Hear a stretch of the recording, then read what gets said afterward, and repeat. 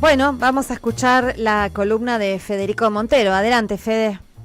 Bueno, Paula, Atilio, comentarles, Telma, comentarles esta noticia que se dio a conocer la última semana. Tiene que ver con que la Policía Federal de Brasil terminó una profunda investigación basada fundamentalmente en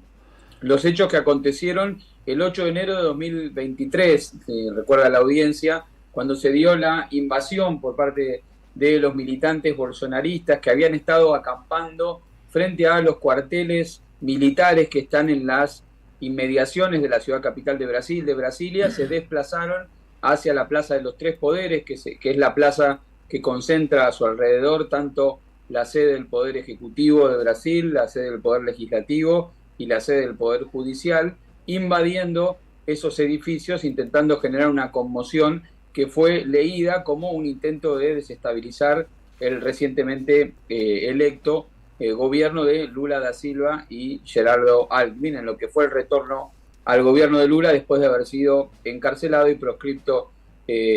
por más de 580 días. Esta investigación lo que viene a mostrar es el grado de articulación y la red que constituyó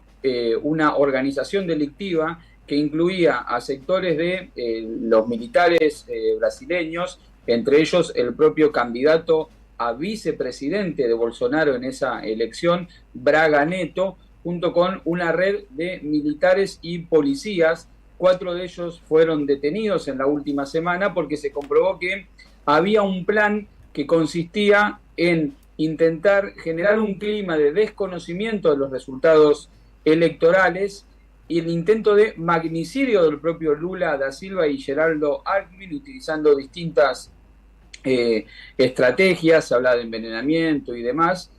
para generar las condiciones para que se estableciera en Brasil un gabinete de crisis que permitiera una transición política y recuperar el control por parte de los sectores bolsonaristas más ligados a las Fuerzas Armadas de Brasil. Esta estructura política, este plan, fue pergeñado y fue ganando terreno frente a la hipótesis que sostenía que Bolsonaro podía efectivamente ganar la elección, lo que se verifica en el informe que la Policía Federal brasileña entregó a el Poder Judicial de Brasil, que es quien tiene que llevar adelante las imputaciones y eventualmente llevar a esto a un juicio durante el año que viene, es que la hipótesis de la vía de derrocamiento del gobierno electo fue ganando peso en la medida que las encuestas verificaban que el triunfo de Lula se iba a marcar, como terminó dándose por un escaso margen, recordemos, sobre todo basado en una amplia diferencia en el sector del nordeste brasileño. Ha sido clave varias figuras, una de ellas Mauro Cid, un arrepentido que formó parte de esta trama golpista, que es quien aportó la información. Otra figura sobre la que hay que prestar mucha atención en los días que vienen es el Procurador General de Brasil, Paulo Bonet, quien estuvo vinculado con otra gran operación judicial que fue el caso Lavallato, por el cual fue condenado Lula da Silva, que ahora es quien va a tener la responsabilidad de encarar lo que serían las acusaciones por parte de los fiscales de Brasil. Lo que se verifica en esta información es que esta planificación de este intento de desestabilización contaba con básicamente 4 aspectos que me parece que son interesantes para entender cuál es la morfología de la dinámica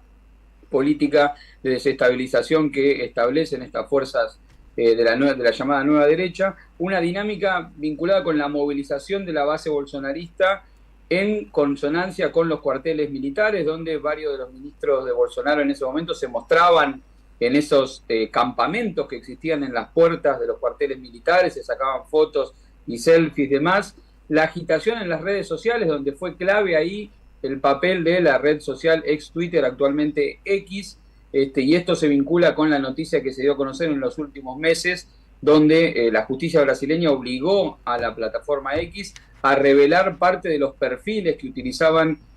algunos de los que participaron de este complot dentro de la plataforma para agitar esta desestabilización, y aparece aquí la figura clave de Fernando Cerimedo, quien es el director de La Derecha Diario en la Argentina. En la última semana se lo vio en una fuerte polémica con el periodista Ernesto Tenenbaum en uno de los programas vinculados con esta acusación de la que él es parte por parte de la Policía Federal de Brasil, la propia estructura de un sector de las Fuerzas Armadas y de policiales de Brasil, y la dimensión institucional con un decreto que Bolsonaro firmó y tenía preparado para que luego de esta situación de crisis institucional se pudiera establecer un estado de excepción y dar parte a este gabinete de crisis que diera lugar a un cambio de régimen político en Brasil. Todo esto va a tener un fuerte desarrollo político en lo que queda del año y fundamentalmente en el año que viene. Bolsonaro ya declaró que él es víctima de una persecución política. Va a tener un eje central Alexandre de Moraes, el hombre fuerte del Tribunal Supremo de Justicia de Brasil, quien estuvo detrás de toda esta operación de investigación, quien seguramente la va a conducir el año que viene, y esto va a incidir de manera determinante y estratégica en lo que va a ser el desenlace de los próximos 2 años del proceso político en Brasil, donde básicamente se va a dirimir si este nuevo bloque político que ha constituido Lula, en acuerdo con incluso algunos de los sectores que antes eran opositores a él, sectores del empresariado brasileño, incluso la derecha y de la centro derecha brasileña, logra estabilizarse políticamente, o si el bolsonarismo, independientemente de la figura del propio Bolsonaro, pero que cuenta con toda esta estructura de movilización conservadora, esta dinámica de articulación con sectores de las Fuerzas Armadas, logra mantener una perspectiva estratégica de cara a las elecciones presidenciales del próximo año. Todo esto se va a dirimir el año que viene, incluyendo lo que esto supone con Donald Trump en el escenario político internacional, del cual Bolsonaro es un aliado estratégico. Federico, ¿qué hay de la conferencia conservadora que supuestamente va a tener lugar acá en Buenos Aires? Se supone que viene el hijo de Bolsonaro o viene Bolsonaro, incluso se rumorea de que puede llegar a venir Donald Trump a dar un toque y volverse. ¿Qué sabes de eso? Bueno, son varias las hipótesis que se manejan, pero efectivamente la conferencia conservadora es un espacio de articulación entre estas fuerzas de derecha a nivel regional, y como bien vos traes a colación, el hijo de Bolsonaro fue muy protagonista en la preparación de las instancias finales del dispositivo político que lo llevó a Javier Milei a la presidencia, y justamente el nexo entre el hijo de Bolsonaro y La Libertad Avanza, uno de los nexos fue Fernando Cerimedo, el director de La Derecha Diario. Se lo recuerda, quizás ustedes lo recuerdan, la escena en la cual el hijo de Bolsonaro, uno de los hijos de Bolsonaro, vino a cenar a la Argentina en aquel momento, y se lo recordaba haciendo gala de la inflación que había en Argentina, porque él pagó en efectivo y contaba los billetes uno por uno, haciendo gala de la enorme inflación que existía en la Argentina. Eso fue una puesta en escena de este fluido vínculo que existe entre La Libertad Avanza y el bolsonarismo a través del hijo de Bolsonaro, quien seguramente sea parte de esta conferencia conservadora. Lo de Donald Trump vamos a ponerlo entre paréntesis, vamos a ver qué tan real puede ser su participación aquí, pero efectivamente creo que este triángulo que se va conformando entre el nuevo gobierno norteamericano,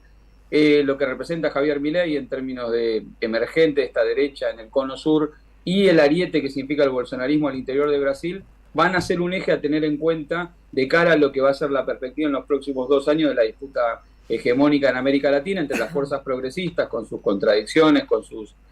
potencialidades también, y este eje que se va a intentar construir con Argentina, con Milei en el gobierno, y con el bolsonarismo vivito y coleando, aunque perseguido judicialmente. Y abro un paréntesis también ahí respecto del efecto que puede generar o no esta persecución judicial, porque recordemos que Donald Trump también fue perseguido, claro, e investigado judicialmente por su complicidad en el intento de no reconocer las elecciones, y eso no melló su capacidad electoral frente a la crisis del bando demócrata. Entonces eso también abre un signo de interrogación respecto de cuál va a ser